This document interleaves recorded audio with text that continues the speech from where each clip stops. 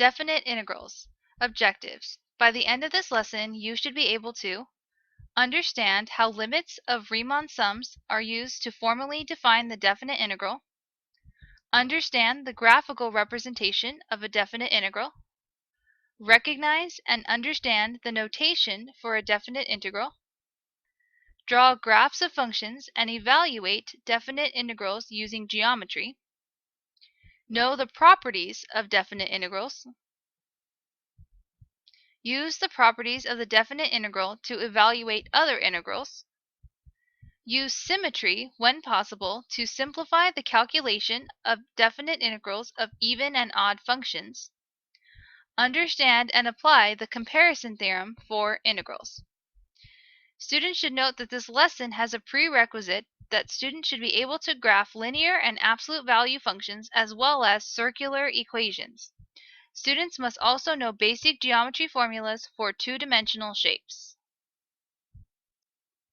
So far, we've talked about antiderivatives and indefinite integrals, and then we made a jump to discussing area under a curve. So right now, we want to get into a formal definition of what it means to be a definite integral and tie in the ideas that we've covered so far. So just like for derivatives, we had a formal definition of a derivative. It was the limit of a difference quotient, and it took a little bit of work to understand the meaning of the formal definition of the derivative. So we're going to have a formal definition for a definite integral, and we're going to start by needing to define a Riemann sum. So a Riemann sum is a rectangular approximation for the area bounded between a curve and the x-axis with the property that the width and the height of each rectangle can vary. So a Riemann sum here is defined as the sum of I equals 1 to n of f of c sub I delta x sub I. So here I'm not going to get too specific about this formal definition. What I want to do instead is a graphical representation of what this definition says here. So what it says is that a Riemann sum is a rectangular approximation for the area bounded between a curve and the x-axis. So let's draw one such curve. So let's just do a little bit of a sketch here. So let's say we have this curve here, and we're trying to determine what the area is that's bounded between this curve and the x-axis. So something that you might notice that's different from the previous section is in the previous section we made an assumption. We said that the curve had to be positive everywhere, or over the interval we were interested in. Well, here now I've drawn a curve that's negative or below the x-axis, and then it switches to above the x-axis. So a Riemann sum, it's okay for a function to be above or below the x-axis. So we're still thinking about area, but now area can be below the x-axis. So this Riemann sum that's going to help us approximate the exact area tells us that we can use rectangles that have different widths and different heights. Each one can have a different width and different height. So in the previous section, we used rectangles of equal width every single time. And then each of the heights was determined by whether or not we wanted to use the leftmost endpoint on the subinterval, the rightmost endpoint, or the midpoint. So now what we're going to do is we're going to create a bunch of rectangles of any width we want. And we're going to be able to choose any height we want. So let's just say we're considering the interval from A to B. And over this first rectangle, over this first subinterval that I'm going to draw, let's say I make it a width of this little amount here. I can choose any point I want, any point at all between this subinterval to determine the height of my function. So let's say I pick the right endpoint. So I'll go to the function at the right endpoint, and that's going to determine the height of my rectangle. So now I have all this extra area here, but that's the rectangle that I wanted to choose. So now over the next width, well, let's make this next rectangle a little bit wider. So now the width is going to be different because I can choose to vary the width and the height of every single rectangle. And now this time, let's not even choose an endpoint or the midpoint. Let's just choose a height randomly. So the height of the function somewhere between that subinterval. So let's say right about there is going to be the height of my next subinterval. So in choosing my own width and my own height, well, now in this next rectangle, I've only had a little bit of a under approximation here because I'm missing this little portion right here, but it's still a pretty good approximation. I'm still getting all this area that I want to include. So how about the next one we make really skinny? We'll say it's just this little tiny width here, and I'll define the height to be a right endpoint again, and say this is all of my area. So right now I'm missing this little bit of area and this little bit of area, but I overcompensated for this rectangle here. So with the flexibility to choose the width and the height of every single rectangle, I can then make an approximation that's really, really good. So I'll just keep going kind of randomly over here. So I'll make this one a right endpoint again. This one I will just make some random height. And we'll kind of keep going. Let's make this width have a height right here. And this one will go here. And then this one maybe right here. So now I have this collection of rectangles to help me form an approximation of the sum of the area bound between this curve f of x and the x-axis.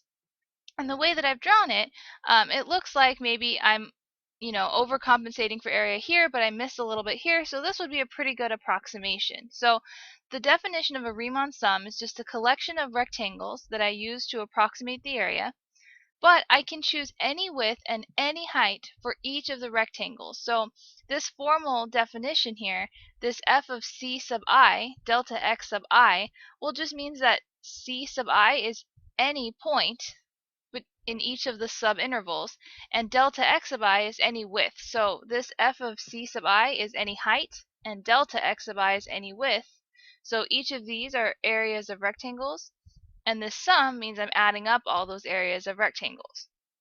So what we've done in the previous section, right, left, and midpoint approximations, all of those were special cases of Riemann sum approximations. So a Riemann sum is really the general way to add up all of the different rectangles that accumulate all of the area underneath the curve, but it's so general that I can vary the width and the height. But it did turn out to be a little bit easier to do when each of the widths was the same and we chose a uniform height every single time. So now I want to keep this little rough sketch picture here and define what it means to be integrable in a more formal way.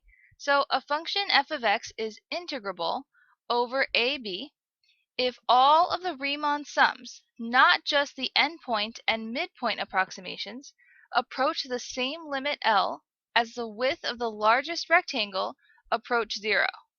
So here's what's going on here. So each of these heights were some f of c, so f of c sub 4 maybe, and this one was f of c sub 3. So all of these are different heights, function heights. That's the f of c sub I part. Each of these widths here are delta x sub something, so delta x sub 2, and this one's delta x sub 3. They would go in order, but as you can tell, each of the delta x's represents a different width, and each of the f of c sub i's represents a different height. Well, we say that a function is integrable if the largest width approaches 0. So in this case, I've tried to draw one so that the largest width is evident here. So here's my largest width. So I'll just call that, how about delta LW? So the largest width, LW, if I can make this width approach 0, so if I can make this width really, really, really, really thin, then I'm going to get a better and better approximation, so much so that if I make them approach 0, I'm going to get an exact area under the curve. So if this limit exists and it equals some number L, then the function f is said to be integrable over the closed interval from a to b if all of the Riemann sums. So not just the endpoint and midpoint approximations. And we took a look at this in the previous section. This was the last theorem where we said the limit as n approaches infinity of r sub n, and the limit as n approaches infinity of L sub n, and the midpoint approximation. All of those, if all of those were some limit L, then we ended up getting the exact area under the curve. So we're generalizing that even more by saying that if we use any type of rectangles with any width and any height, and if we force the width of the biggest one to go to 0, well then all of the other ones must go to 0 as well. So that's going to give us an exact area that's trapped between a curve and the x-axis. And if this limit exists, then we can say the function is integrable. So there is some detail that I'm leaving out here. It's just a broad overview of what it means for a function to be integrable and just an introduction to what it means to be a Riemann sum. So if you ever decide to study math, this is a big topic that you would cover in higher level math classes, but for now I just want you to understand the idea that we're trying to find the area under a curve exactly, and we're using this notion of limits. And we're using it in the most general possible way. So not just right, left, midpoint approximations. If we have any width and any height rectangles, if we force the biggest one's width to go to 0, then we're going to get that exact area trapped between the curve and the x-axis. So now we can define a definite integral. So the definite integral of f of x over the closed interval from a to b is the limit of Riemann sums. So the notation that we're going to use, and you'll notice it's similar to the notation for an indefinite integral, but now we have these two, what will be numbers, next to the integral sign, and these are called limits of integration, and we'll write that down in just a second. So this is the integral from a to b of f of x dx is equal to the Riemann sum. So that was the formal definition we just looked at of what it meant to be integrable. So I can say that the area trapped between the curve f of x and the x-axis between a and b equals the limit of the Riemann sum, which is some number L. So this is my formal definition of a definite integral. Just to look at some notation, this is read as the integral of f from a to b, or we can say the integral from a to b of the function f. And everything stays the same as far as title goes. This is still the integral sign. And f of x is still the integrand. Dx is still the differential. But now a to b, or a and b, are called my limits of integration. And they're going to correspond to the endpoints of the interval. So a being the smaller number and b being the larger number. So in the past, when we were asked to approximate the area between 2 and 4, a would be 2 and b would be 4. So now the endpoints of the interval become our limits of integration. Alright, now let's take a look at a graphical interpretation of the definite integral. So first we need to know what it means to be signed area. So now that we have curves that we're going to consider to be below the x-axis, we need to think about what exactly are we trying to find when we say we want to find the area bound between the curve and the x-axis. So the area above the x-axis we consider to be positive area, and the area below the x-axis we consider to be negative area. So the graphical interpretation of the definite integral means that I'm interested in the signed area. So I'm assigning a sign to the different regions that are bound between the curve and the x-axis. So any area enclosed that's above the x-axis, I'm giving it the sign of positive, and any area that's bound between the x-axis and the curve below the x-axis, I'm giving it a sign of negative area. And then I'm interested in the signed area because I'm thinking about all of the area above the x-axis, and then I need to get rid of all of the area below the x-axis, or subtract the area below the x-axis. So here, let's just do some colors to represent what's going on here. I'm interested in all of the area above the x-axis, so let's make that yellow. And then I want to subtract from it all the area below the x-axis. So I'm thinking about the area below the x-axis as negative.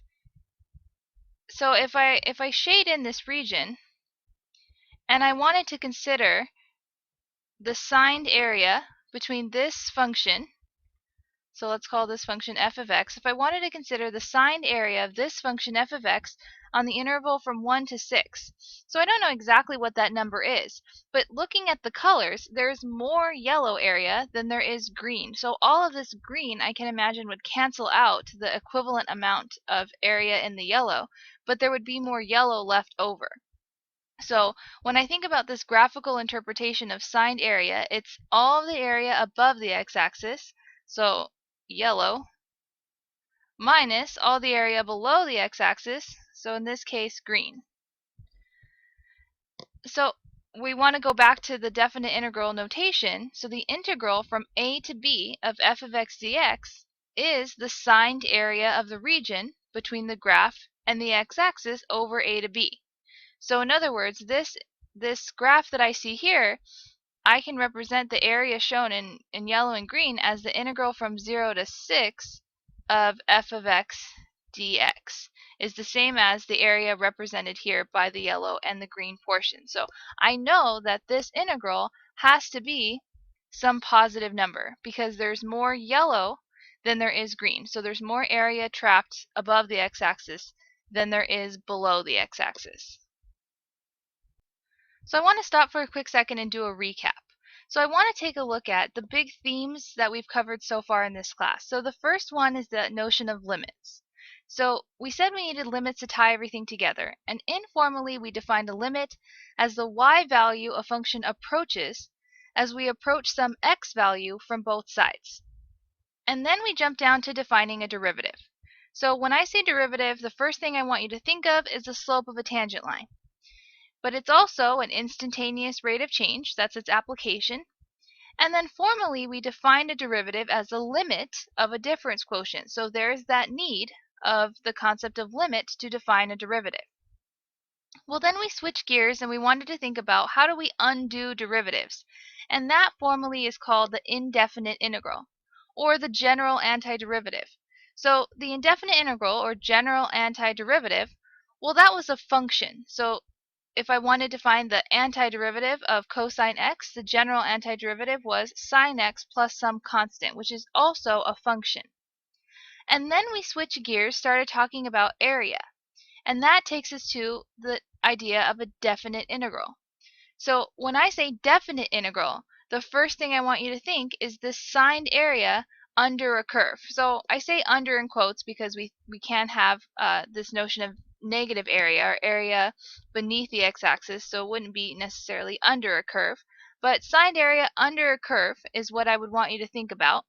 And that answer is a number, so it represents an area. So a definite integral, the answer to a definite integral is going to be a number.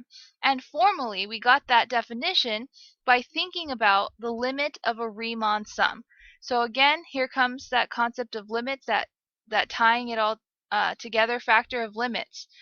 So we needed limits to define derivatives, we needed limits to define definite integrals. And those are the two main branches of calculus, differential calculus and integral calculus. So let's go ahead and jump into an example. We're being asked to calculate the integral from 0 to 3 of 2x minus 5 dx using the interpretation of signed area. So right now, all of the functions we're going to be asked to evaluate definite integrals of are going to be functions that we can graph and then use geometric formulas to evaluate the area. So this equation is the equation of a line, 2x minus 5.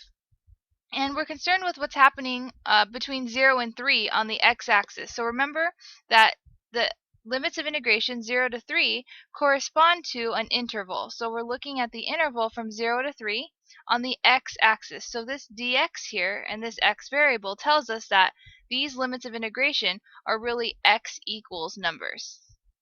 So we can erase this for a second. So we're going to draw ourselves a sketch of the graph. And then we're going to use geometric formulas to interpret the signed area. So I'm going to draw a rough sketch here. I'm only concerned with what's going on between 0 and 3. So 0, 1, 2, and 3. And this line has a y-intercept of -5. So we'll go ahead and mark the y-intercept at -5. And then it has a slope of +2. So we'll go up 2 units and then over 1 unit, up 2, over 1, and then up 2, over 1 again. Whoops, that was over a half. So up 2, over 1 again. So this is going to happen at 1. And now I'm going to connect the dots to form my line. But I'm going to stop and I'm going to make it a line segment, because I'm interested in the signed area. So the area that's trapped between the curve, or the straight line, and the x-axis. So all of this area down here is going to be negative area. And then this area up here is going to be positive area. So I can tell automatically by looking at this graph that the answer to this definite integral is going to be negative. There's more area below the x-axis than there is above. So we can erase that now.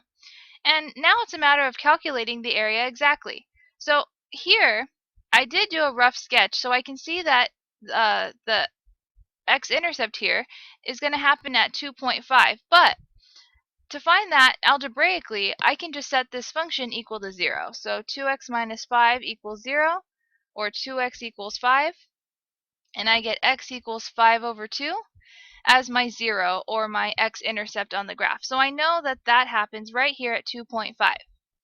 So the reason I was interested in this number is because I now need to use geometry, specifically the area of a triangle, to find the area below the x-axis and the area above the x-axis.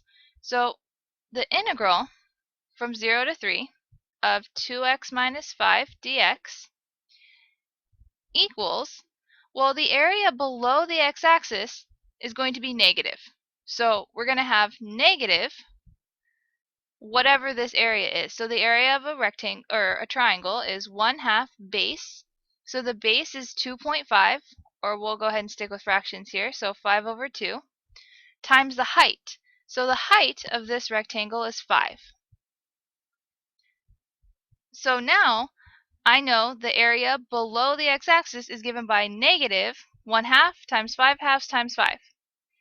And then I need to add the area above the x-axis. So plus, now this base here of this triangle is 1/2, because between 2.5 and 3 is 1/2. So we have 1/2 base, which is 1/2, times height. And the height here of this little portion is up at 1 unit. And I can also check that point that comes out as 1 by substituting 3, the x-coordinate, into the function. So 2 times 3 minus 5 is 6 minus 5. So I get an output, a y value of 1. So I know this coordinate point is 3, 1. So that means the height here is 1. And now it's a matter of adding it together. So here I'm going to have negative, and here I have 25 over 4 plus, and here I have 1 over 4. So I already have common denominators. I can add across the numerator. So I get negative 24 over 4, which is nice. This works out to negative 6. And we said automatically that we knew that our answer was going to be negative because there's more area below the x-axis than there was above the x-axis. So negative 6 seems like a pretty plausible answer for the signed area between 0 and 3 of 2x minus 5. Alright, let's move on to another example. Calculate the integral from -1 to 4 of the absolute value of 3 minus x dx using the interpretation of signed area. So here's how I'm going to draw this graph. First, I'm going to draw the line 3 minus x, and then I'm going to make any portion that's below the x-axis flip over and reflect over the x-axis and become positive. So what I'm going to do is I'm going to sketch out 3 minus x. So 3 minus x is going to have a y-intercept at 3. So 1, 2, 3, it's going to have my y-intercept. It's going to have slope -1. So down 1 over 1, down 1 over 1, down 1 over 1. So this here is going to be, and I'll draw it as a dotted function for now, this is going to be the line 3 minus x. Now, I'm concerned with what's happening between -1 and 4. So here's -1, and then here, if I was really careful, this goes through the point 3, 0. So I'm concerned with what's going on all the way over to an x value of 4. Now, absolute value. What does it do to something? It makes it positive no matter what.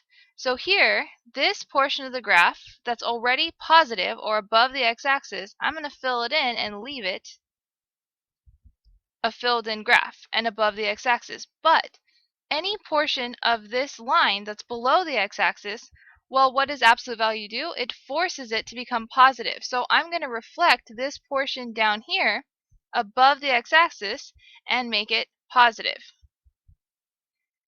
And then it's going to look like what we know to be an absolute value function. So here's my absolute value function.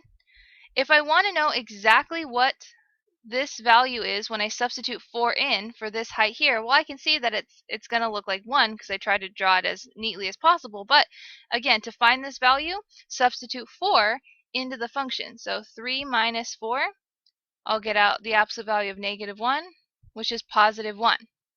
So I'm concerned with that number because that will be the height of this little triangle right here. So what I'm interested in finding is all of this area here and all of the area trapped over here. So whenever I take the integral of an absolute value function, my answer is going to have to be positive because absolute value functions by definition only live above the x-axis or on the x-axis, as this one point here indicates. So I'm trying to add up two triangles here. So the integral from -1 to 4 of the absolute value of 3 minus x dx equals, so this first triangle has base, or 1/2 base. So the base here would be 4 units. So to get from -1 to 3, I have to go over 4 units. So base times, and my height here is also going to be 4. So again, to find that value, if I wanted to, I can substitute -1 into the function. So I could get 3 minus -1 in absolute value bars, which is the absolute value of 4, or just 4. So this first triangle has base 4, height 4, and it's positive. So I leave it as a positive number and have to add to it the area of this tiny triangle, which has 1/2 base 1 and height 1. So let's add this together over here. I end up with a 16 over 2 plus 1 over 2. So I end up with 17 over 2 as my answer. So 17 over 2 is the answer to the definite integral of this absolute value function. And just in case you didn't want to graph the function the way I did, if you really wanted to, you could graph this function, the absolute value of 3 minus x, using some translations, but we would have to rewrite it as -x plus 3. So I'm switching the place of 3 and -x, and then I can factor out a negative, so I end up with -x minus 3. And then the absolute value bar would do away with this negative here, so I'd end up with just the absolute value of x minus 3, which is the absolute value function shifted right 3 units. So that's another way to graph this function, if you didn't want to graph it the way I did, by just first drawing the line 3 minus x and then making anything below the x-axis a reflection over the x-axis and making it positive. So entirely up to you if you want to think about it as translations first.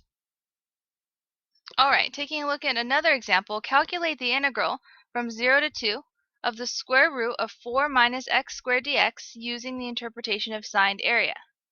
So here, the square root of 4 minus x squared might not look as obvious to some, but this is actually the equation of a semicircle. It's the top part of a circle. So here, if we think about, real quick, the equation of a circle, so x squared plus y squared equals, it's r squared, but let's just go ahead and use 4 because that's what we're going to be talking about here. If I solve this for y, I'll have y squared equals 4 minus x squared. And then I have to take the square root of both sides and include a plus or a minus. So this is an implicitly defined function here. And the positive portion is the top half of a circle, and the negative portion is the bottom half of a circle. So the top half of the circle here, and this circle would have a radius 2 because this 4 is 2 squared, and that defines the radius. So we have from 2 to negative 2. So the square root of 4 minus x squared, that's the top half of a circle. And the negative portion, negative 4 minus x squared, is the bottom half of the circle. But as you can see, just the top part, just the positive part, by itself, the one that we're interested in evaluating the area under that curve right now, that itself is a function. So that's the portion we're talking about now, the square root of 4 minus x squared, and we're only interested in what's going on between 0 and 2. So we're only interested in the first quadrant, which forms the shape of a quarter circle. So here, if I attempt to evaluate this integral, the integral from 0 to 2 of the square root of 4 minus x squared dx, well, the area of a circle is pi r squared. So pi, the radius of this circle being 2, so pi times 2 squared, but I'm only interested in 1/4 of the circle. So we're going to have 1/4 pi r squared be the answer. So 4, which is 2 squared, times 1/4 is just going to give me out an answer of pi. So the answer to this definite integral here, using geometry and my knowledge that the square root of 4 minus x squared is really the equation of a semicircle, gives me out this answer of pi. Alright, so before we continue with another example, I want to talk about using symmetry to help simplify our calculations. So if we have f of x as a continuous function on the symmetric interval from negative a to a, if f of x is an even function, then the integral from negative a to a of f of x dx equals 2 times the integral from 0 to a of f of x dx. So let's take a look at what that means for a second. So here, when we're talking about a continuous function on the symmetric interval from negative a to a, that means we have to be talking about going from the same number but negative to its positive counterpart. So here, in other words, we're going from, let's say, negative 2 to 2 or negative 3 to 3 of some function, and that function is even. So again, let's take a second to remember what it means graphically to be an even function. So what it means to be even is that I can reflect the function over the y-axis and it looks exactly the same. So let me draw an example of an even function for you here. The absolute value function. So y equals the absolute value of x is an example of an even function because I can take this function and reflect it over the y-axis and it would land right on top of itself. So imagine taking all of the points on this line here and moving them over to the opposite exact point but on the opposite side of the y-axis. So it's a mirror image from one side to the other. And that would be defined as an even function. Now, if I were interested in, let's say, the integral of this absolute value function from negative 3 to 3, so it's that symmetric interval. So if I'm interested in the integral from negative 3 to 3 of the absolute value of x dx, what this symmetric property tells me I can do is instead write this as 2 times the integral from 0 to 3 of the absolute value of x dx. Now that should make sense because if I complete the triangles that I would find each of the areas of, they're the exact same triangle, just flipped around. So this area here, whatever it may be, is exactly the same as this area here, so why do it twice? Why not just find the area once and then double that area? So we're going to have 2 times, well, the base here is 3 and the height here is 3, so 2 times the area of a triangle with 1/2 base 3 and height 3. Well, the 2 and the 1/2 will cancel, and I will get out just exactly 9 as the integral I was originally trying to evaluate that had this symmetric interval and it was an even function. So an even function is reflected over the y-axis and it lands right exactly on top of itself. Now, if f of x is an odd function, then the integral from negative a to a, so again that symmetric interval of f of x, is now equal to 0. So let's take a second to remind ourselves what an odd function looks like. I'll draw an example of an odd function.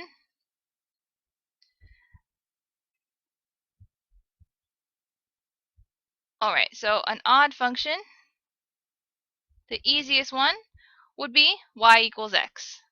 So if we draw y equals x, this is an example of an odd function. Now, an odd function graphically means that what I can do is I can take this function, I can pick it up, and I can rotate it 180 degrees, and it would land right back on top of itself. So here, if I picked up y equals x and I rotated it 90 degrees, well then it would look like the line y equals negative x. But then if I picked it up again and I rotated it another 90 for a total of 180, you wouldn't be able to tell that you moved it at all. It would land right back on top of itself again. So an odd function has this property that I can pick it up, rotate it, I should be specific, about the origin. So I'm rotating it around this point 0, 0. So rotating it twice of 90 degrees or once of 180, and it lands right back on top of itself. So some other quick examples of odd functions. The cubing function, or x cubed, is an odd function, or even the cube root function that looks something like this. So each of these functions, I can pick them up, rotate them 180 degrees, and they land right back on top of themselves. So these are examples of odd functions. And then let's take a look at this property. If I want the integral from negative a to a, well, notice here, this first triangle that I'm going to create that's below the x-axis, it's going to have negative area of some amount. But then when I go to find the area of this other triangle that's created, it's going to be the exact same area, but all of this down here I consider to be negative area, and all this up here I consider to be positive. So if I add them together, I'm going to end up with 0. So all of this area on top is going to cancel with all this area on the bottom when I subtract the bottom from the top. So I can use symmetry whenever possible. If I recognize the integrand, so f of x being the integrand, if I can recognize the integrand as being even or odd, and I have a symmetric interval. So whenever possible, I want to use this notion of symmetry to simplify my calculations in evaluating a definite integral.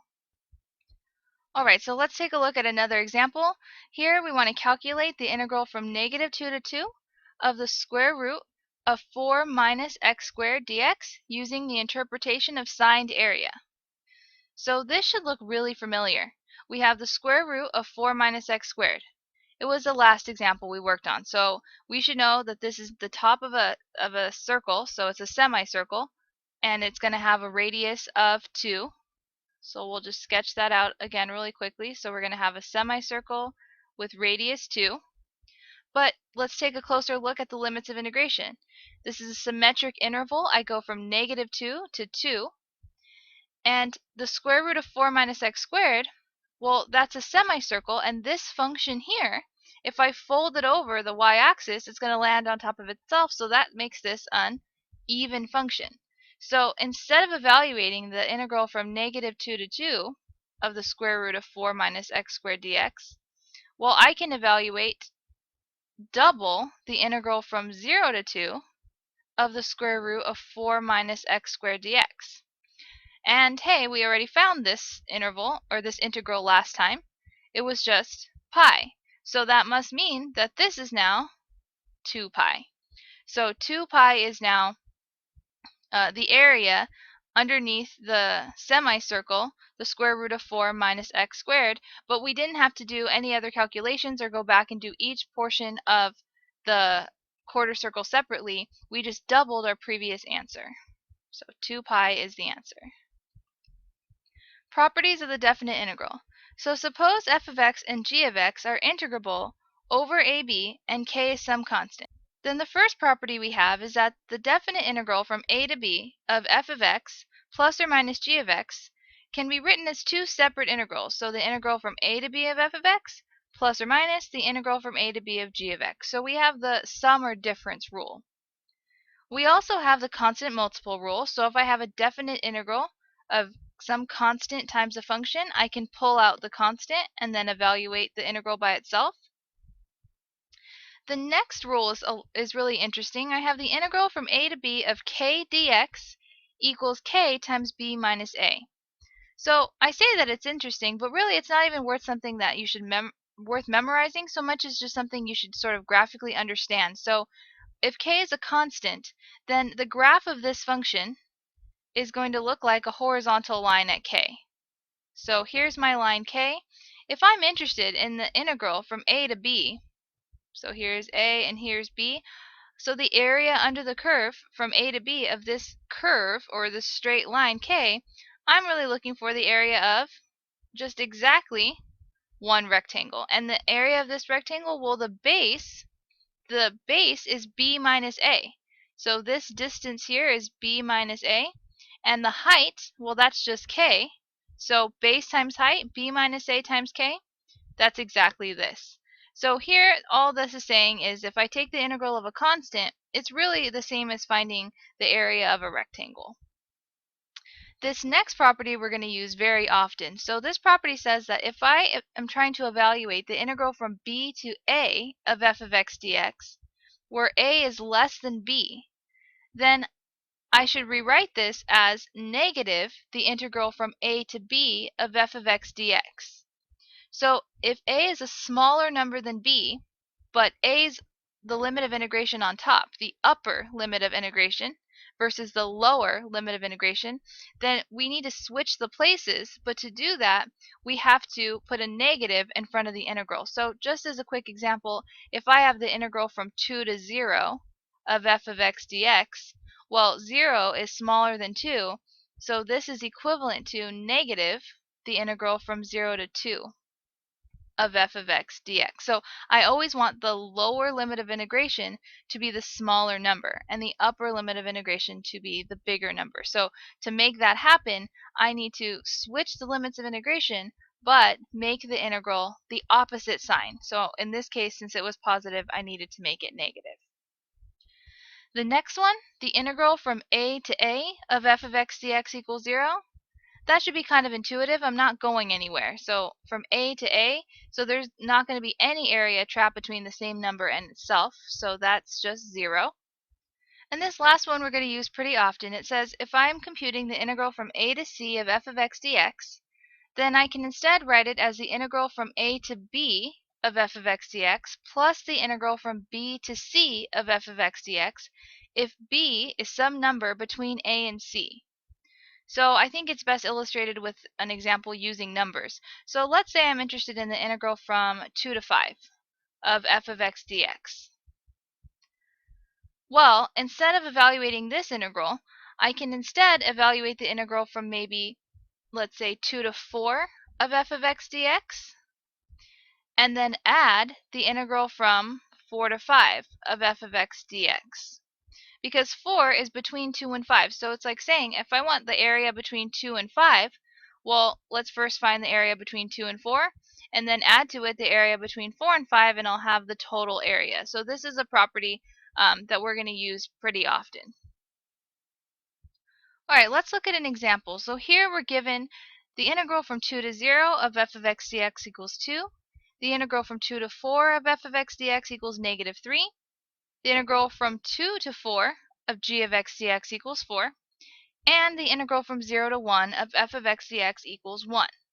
So given these pieces of information regarding the signed area of these functions f of x and g of x that I don't know explicitly, I want to use the properties of definite integrals to evaluate the following new functions that are modifications of these functions f of x and g of x over perhaps different intervals. So here, the integral from 2 to 4 of 2f of x minus g of x.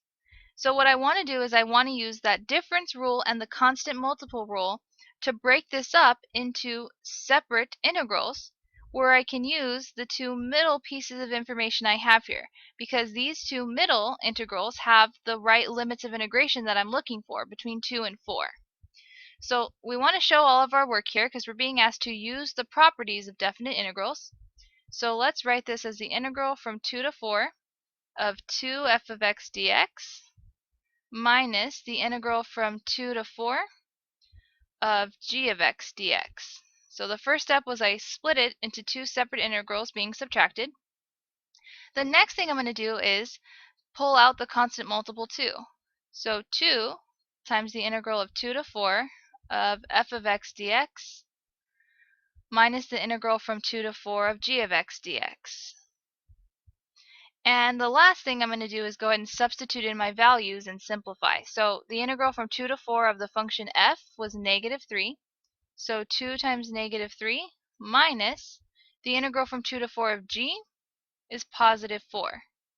So I'm going to keep working off to the right to make space for the next problem. I'm going to have -6 minus 4 or -10 as my answer. So now let's look at the next example. I want the integral from 0 to 4 of f of x dx. So which pieces of information am I going to be using here? So I want to know what's going on between 0 and 4 of the function f. So here, this tells me what's happening between 2 and 0. This one tells me what's going on between 2 and 4.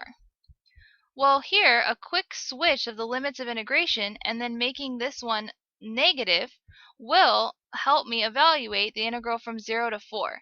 So this is going to take a few steps here. So the integral from 0 to 4 of f of x dx is the same as the integral from 0 to 2 of f of x dx plus the integral from 2 to 4 of f of x dx. Well, the integral from 2 to 4 of f of x dx, great, I got it. It's -3. We have that. But we don't have the integral from 2 to 0. We have the integral from, we don't have the integral from 0 to 2. We have the integral from 2 to 0. So what we're going to have to do is rewrite this as negative the integral from 2 to 0 of f of x dx plus the integral from 2 to 4 of f of x dx. So now we have negative, well, the integral from 2 to 0 was +2, plus the integral from 2 to 4 was -3. So -2 plus -3 gives me -5. So here I used two different properties of the definite integral. I used where I can switch the limits of integration as long as I make it the sign opposite in front of the integral. And I use the property that I can split this integral into two separate ones using any point in between 0 and 4, between the limits of integration. So now the last one, the integral from 1 to 4 of f of x dx. So what I want to do here is I want to use a clever manipulation of the last property. So I want to find the integral from 1 to 4. So what I'm going to do is I'm going to say, well, I know the integral from 0 to 4 of f of x dx. I know exactly what that is. I found it in the previous problem. So the integral from 0 to 4 of f of x dx is -5. But that's overcompensating. So that's more area than I want to consider. I only want what's going on between 1 and 4. So what I'm going to do is subtract the integral from 0 to 1 of f of x dx. And that piece of information I do have. It's the last part that I haven't used yet. The integral from 0 to 1 of f is 1. So what I'm doing here is I'm really using that last property, but a rearrangement of it. So instead, I'm taking the integral from 0 to 4, which is the same as the integral from 0 to 1, plus the integral from 1 to 4. So I'm just rearranging things here. But now, the integral from 0 to 4 is -5, minus the integral from 0 to 1 is 1. So here, we're going to end up with -6 as the area, the signed area between 1 and 4 of the function f of x is -6. The comparison theorem. So if we have two functions, f of x and g of x, and f of x is always less than or equal to g of x on some closed interval from a to b, so that means that f of x is below g of x on this interval, then the integral from a to b of f of x dx must be less than or equal to the integral from a to b of g of x dx. So in this picture shown here, the blue graph would have to be my g of x function, and the red graph would have to be my f of x function, because g of x has to be above f of x. So I need to choose a particular interval. Let's say that I'm looking at the integral the interval from 1 to 5. So here, the area under the curve, in this case from 1 to 5 of f of x, so all of this area, if I go up to the function, I'm looking at all of this area here, that has to be less than the integral from a to b of the g of x function. Well, because g of x is always above f of x, now I have to go all the way to the g of x function, and I'm looking at all of this additional area plus the one that happens to fall below f of x. So this is just sort of an intuitive concept. If g of x is above f of x, then there's going to be more area under the function that is on top than there is area on the function that is below. This next piece is a bit of an extension of the comparison theorem, and what it says is if m is less than or equal to f of x is less than or equal to big M, so little m and big M in this case are constants, they're numbers. So if some function f of x is trapped between two numbers on the interval from a to b, then the integral from a to b of f of x is trapped between m times b minus a and capital M times b minus a. So I think that's best illustrated with a graph. So let's imagine this blue function here is my f of x function, and the red line on top is my capital M, and the red line on bottom is my lowercase m. So two constant functions. Now f of x is trapped between these two constant functions on the interval from, let's say, 2 to 4. So what this theorem says is on the interval from 2 to 4, I'm actually interested in the area that goes all the way up to the blue f of x function. So here's what I'm searching for, this area. But I know that if f of x is trapped between little m and big M on this interval, and it is, then I can say that the actual area between 2 and 4 must be between the area that is formed by taking the rectangle between 2 and 4 that goes up to the line M, so this amount of area. So remember that this distance here is 4 minus 2, or b minus a, and this height here is little m.